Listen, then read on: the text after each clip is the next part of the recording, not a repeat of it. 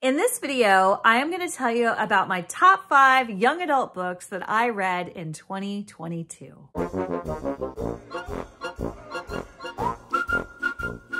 If you don't want to hear anything in the ballpark of a spoiler, skip this chapter. Got it.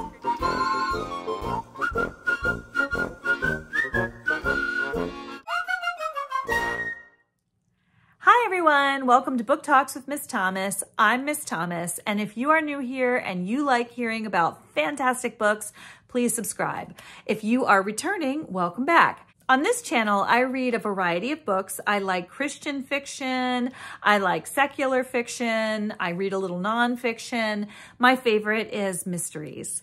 So, but in this particular video, I want to talk about young adult books because I am a high school teacher and I do think it's really important to be able to recommend some good books to my students and to younger readers. And so I have 5 that I read in 2022 that I really enjoyed. I think the favorite one that I read was Out of My Mind. And I really liked that book because it was such an interesting perspective. It was the story of a girl who does not have control of her legs. And wait a minute. She didn't have control of her legs. They would spaz and she would kick, I think, sometimes. But she definitely had the inability to speak. And so people thought that she was not intelligent when she was actually brilliant. And they would treat her as if, you know, she was not even human, some people. So her experience in school, some of the students are not very nice to her, but eventually she does find a way to communicate and she starts communicating with everyone and people find out that she's actually very bright. And so she starts to develop, you know, some friendships and some interests in her life. And it was just a really wonderful book to watch this character go from being unable to communicate and being assumed about in all sorts of ways to someone who was actually, you know, quite a formidable character. And I just loved that book, Out of My Mind. Rain, Rain, along the same lines, is the story. Now, this one's more middle grade, but I loved it as an adult. Rain, Rain is the story of a girl who is autistic, and she has a special love for homonyms. She likes words that sound the same but are spelled differently and take on different meanings. So rain, R-A-I-N, as in the raindrops, and then reign as in like a king who might reign. And her father is an alcoholic. He's not always very nice to her. He's not a horrible character. He's not, you know, I didn't think he was a horrible character. I actually liked him, especially toward the end. But he does have his faults and his challenges, and he definitely has a drinking problem. But one night he comes home with this stray dog, and it's a rainy, rainy night. And so the little girl names the dog Rain, Rain because it's a rainy night and the dog has like a rain over her heart. She becomes very attached to this dog. And she also has this very sweet, lovely uncle who he takes her out sometimes. He picks her up from school and they go out, I think, for ice cream. And I just liked the relationship between the girl and her uncle as in contrast with the relationship between the girl and her father. And, you know, just her situation in life and the way she navigates, especially school. There was a lovely scene in school where she made a friend in one of her classes that I don't want to spoil it, but I thought it was really beautiful and I enjoyed Rain, Rain. Moving forward toward the older reader, A Good Girl's Guide to Murder is a book that I really loved. And some of my high school students have told me that they read that and they enjoyed that. So that is the story where this girl, she's a high school student and she wants to write her paper on a murder where she believes that the person who was accused of this murder is not guilty. Unfortunately, the person everyone accuses of murder ended up dying, presumably by suicide.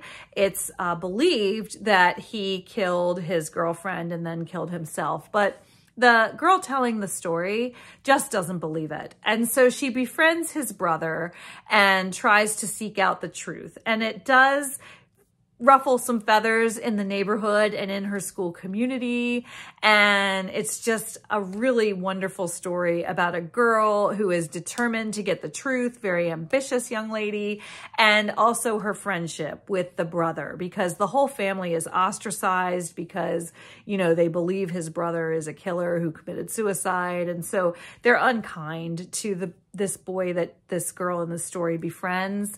And there's also some persecution because the family is, I believe, Asian. So I thought that was an interesting twist too, the way that the media mistreated this family and jumped to the conclusion that this young man had killed his girlfriend because he was from a different background. So it was a really good book for a lot of reasons, and I definitely recommend A Good Girl's Guide to Murder.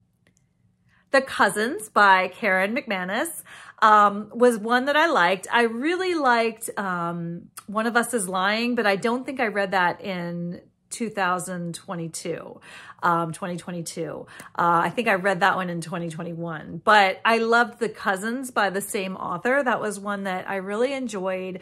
It was a story of these cousins that are sort of thrown together, and they don't really know each other very well. They don't seem to have much reason to want to know each other very well, except they get thrown together because the one girl telling the story, her mother is very materialistic and wants her to go to this reunion with these cousins because she thinks that there might be some money involved, and the mother wants the money. And it's just a wonderful story about these teenage cousins that get thrown together and try to relate to one another, and there ends up being a mystery there to solve as well.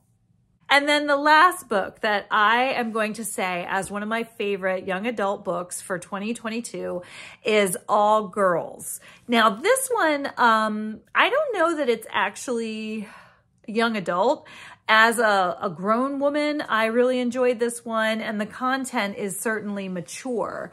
But it is a story about teenage girls who go to this boarding school that is for all girls, and that's why the book's called All Girls. And I reviewed it last January, if you want to see that review. But the girls are going to a boarding school, and as they're heading to the boarding school, they're passing signs that say a rapist works there. And they don't know, is that true? Is that not true? Why are these signs up? What is the story with this? And they go to this school, and some of the girls decide they want to investigate this, and they make it a topic for the school newspaper. And it's just a wonderful story about these different girls, and they all have very different stories that they bring to the novel. And so you read about each different character, and you get to know each of them, and you find their different experiences growing up as a girl. And there's also this, you know, shadow of rumor and ugliness over them at the school, and they're trying to deal with that. They're trying to confront that and write about it in their paper, and they're being shut down by the adults. And it's interesting because the book never really tells you if there is a rapist or not. That's not really what the book's about. The book is about, I think, about how people refuse to communicate about something, the elephant in the room, if you will, and how destructive that can be, and how these girls are just trying to deal with this rumor, and nobody wants to deal with it. None of the adults want to let them deal with it. And because of that, they all end up falling victim to various things, not necessarily to sexual violence, but just how silence can lead to victimization in all sorts of arenas. So I really, there wasn't anything triggering or disturbing in the book, nothing graphic. It wasn't like that. It was more just experiences for these girls, and the kinds of things in their life experiences that help them to grow up, and also how there's such a resistance to discuss openly the topics that are important to them. And I thought it was a very powerful book. And I bought it for a friend of mine's daughter, actually, because she's a college student. And I thought, this is something that I think a young woman getting ready to approach adulthood in the world should certainly read. So I highly recommend All Girls. And there you have it. Those are my books, my top 5 young adult books from 2022.